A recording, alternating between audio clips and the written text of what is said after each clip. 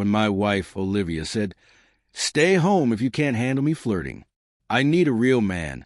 I just froze. The words echoed in my head long after she walked out of the room. We'd been married for 5 years, or so I thought, building something solid. Trust, love, respect. But that night, it all felt like it collapsed in a single sentence. It started at a friend's birthday party. The house was packed, music blaring, drinks flowing, and Olivia was the center of attention, as usual. She danced, laughed, playfully touched arms, whispered into guys' ears like she was single again. At first, I told myself it was harmless. She's just being friendly, I thought.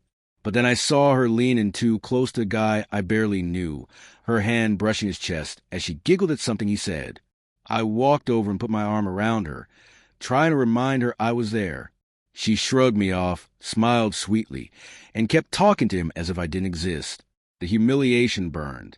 Everyone noticed. I noticed. And yet, I stayed silent until we got home. When I finally asked why she had acted like that, she didn't apologize. She didn't even look guilty.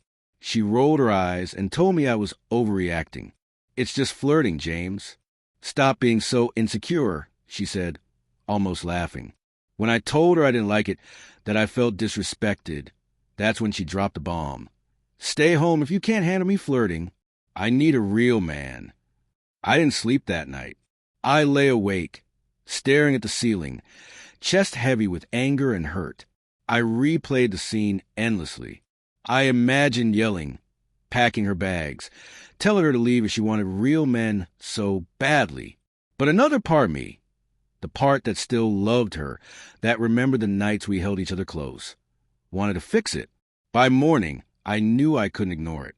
Something had to change, either her behavior or our marriage.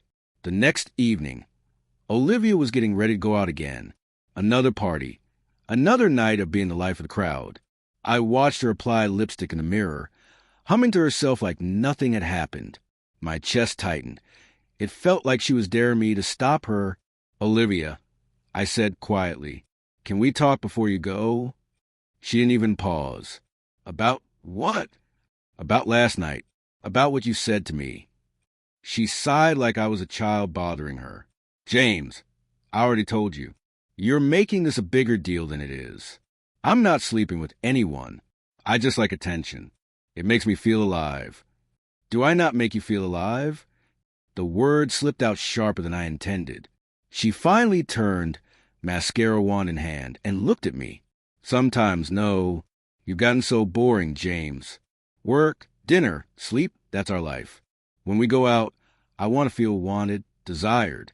You used to make me feel that way." She trailed off, shrugging. Her words hit me like a punch to the gut.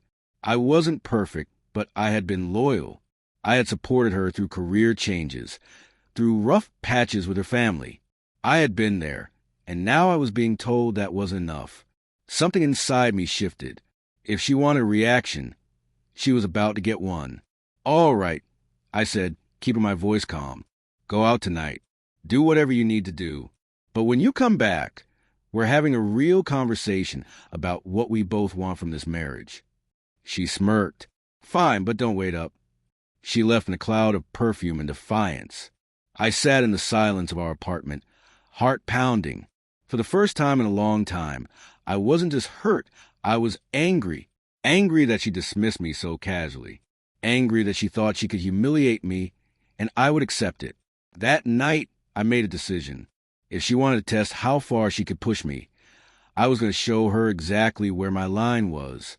Olivia stumbled around 2 a.m., heels in hand, hair slightly tousled.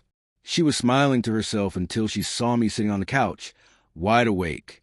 "You're still up?" she asked, surprised. "Yeah," I said evenly. "Sit down." She rolled her eyes but sat across from me. "Okay, James, what's this big conversation?" I took a deep breath, voice calm but firm. "I've spent years trying to be the man you wanted, supportive, loyal, dependable. But if all that means nothing because I don't flirt with strangers in bars, maybe you're right. Maybe you do need a real man." Her smirk faltered. "What are you saying?" "I'm saying I won't compete for my own wife's respect. I won't sit at home wondering if tonight is the night you go too far. If being married to me feels like a cage, I'm opening the door." Her face went pale. "James, wait. You're overreacting." "No." I interrupted, voice steady. "I'm finally reacting." I grabbed my bag. "I'll be staying at a friend's place for a while. You can use this time to decide what you really want, a husband or a cheering section for your nightlife." She stood quickly, her confident tone cracking. "You can't just leave like this. We're supposed to work through things." "Exactly," I said, "but that only works if we both care about this marriage. I can't be the only one fighting for it." For once, Olivia had no comeback. She just stood there, frozen, watching me walk out the door. As I drove away, a strange calm settled over me. For so long, I had been afraid of losing her, afraid of life without the woman I thought she was. But tonight, I realized something. I had already lost the moment she told me I wasn't enough. Maybe she'd call tomorrow. Maybe she wouldn't. But one thing was certain. I wasn't going to settle for being half a husband in my own marriage. If she wanted a real man, she had just met one,